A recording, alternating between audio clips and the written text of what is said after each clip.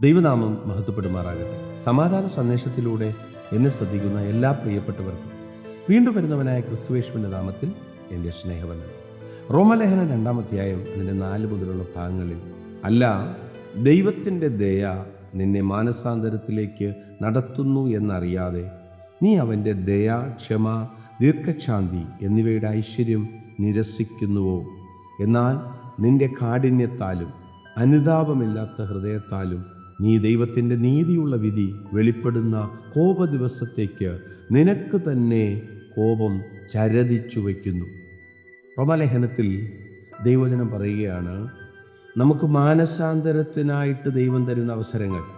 അതിൻ്റെ തൊട്ട് മുകളിൽ പറയുന്നുണ്ട്, നമ്മൾ വിധിക്കുന്നതിനെക്കുറിച്ച് പറയുന്നു. അന്യനെ വിധിക്കുന്നതിൽ നീ നിന്നെ തന്നെ കുറ്റം വിധിക്കുന്ന നീ അതുതന്നെ പ്രവർത്തിക്കുന്നുവല്ലോ. നമ്മൾ ഒരാളെ പറഞ്ഞിട്ട്, ഒരാളെ കുറ്റം വിധിച്ചിട്ട് അതുതന്നെ ചെയ്യുന്നവരെ നമുക്ക് കാണാൻ പറ്റും. ഇനി കുറ്റം വിധിക്കുകയോ വിധിക്കാതിരിക്കുകയോ, ദൈവത്തിന് ഹിതമില്ലാത്തത് ചെയ്ത് മാനസാന്തരത്തിന് പല അവസരം കിട്ടിയിട്ടു.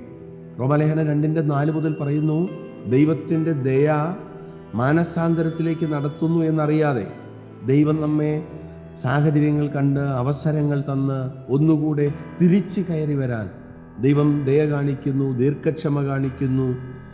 ഇതൊക്കെ അറിഞ്ഞിട്ടും തിരിച്ചു വരാൻ കഴിയാതെ നമ്മുടെ ഹൃദയത്തെ കാഠിന്യത്താലും അനുതാപമില്ലാത്ത ഹൃദയത്താലും, പ്രിയരെ, ദൈവം തരുന്ന അവസരങ്ങളെ തള്ളിക്കളയാതെ നിൽക്കുന്ന സാഹചര്യത്തിൽ നിന്ന് തിരിച്ചു വരാൻ, മടങ്ങി വരാൻ അവസരങ്ങൾ തന്നിട്ടും അതൊന്നും ഗ്രഹിക്കാതെ വീണ്ടും വീണ്ടും ദീർഘക്ഷമയെ നമ്മൾ ഇല്ലാതാക്കി കളയുന്നവരെ കാണാൻ നമുക്ക് പറ്റും. പ്രിയരെ, മറക്കരുത്, ദൈവം പറയുന്നതനുസരിക്കാത്ത, ദൈവം പറഞ്ഞത് കേൾക്കാത്ത ഒത്തിരി അനുഭവങ്ങൾ വിശുദ്ധ ബൈബിൾ നമ്മെ പഠിപ്പിക്കുന്നുണ്ട്. ദൈവം ഒത്തിരി സാഹചര്യങ്ങൾ, ശിംശോന് പല സാഹചര്യങ്ങൾ കൊടുത്തു, മാനസാന്തരപ്പെടാൻ പല അവസരങ്ങളുണ്ടായിരുന്നു, പക്ഷേ നഷ്ടപ്പെടുത്തി കളഞ്ഞു. ഒടുവിൽ മാനസാന്തരപ്പെട്ടു. എന്നാൽ അതിന് മുമ്പുള്ള തൻ്റെ അവസ്ഥകളൊക്കെ വളരെ ദയനീയമായിരുന്നു.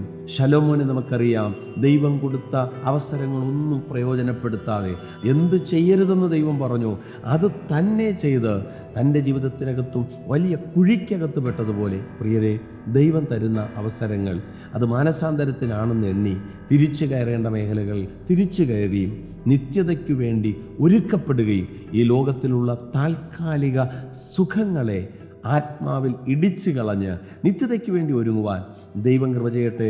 വിശ്വസിക്കുക, പ്രാർത്ഥിക്കുക. ദൈവം വിശ്വസ്തൻ. God bless U.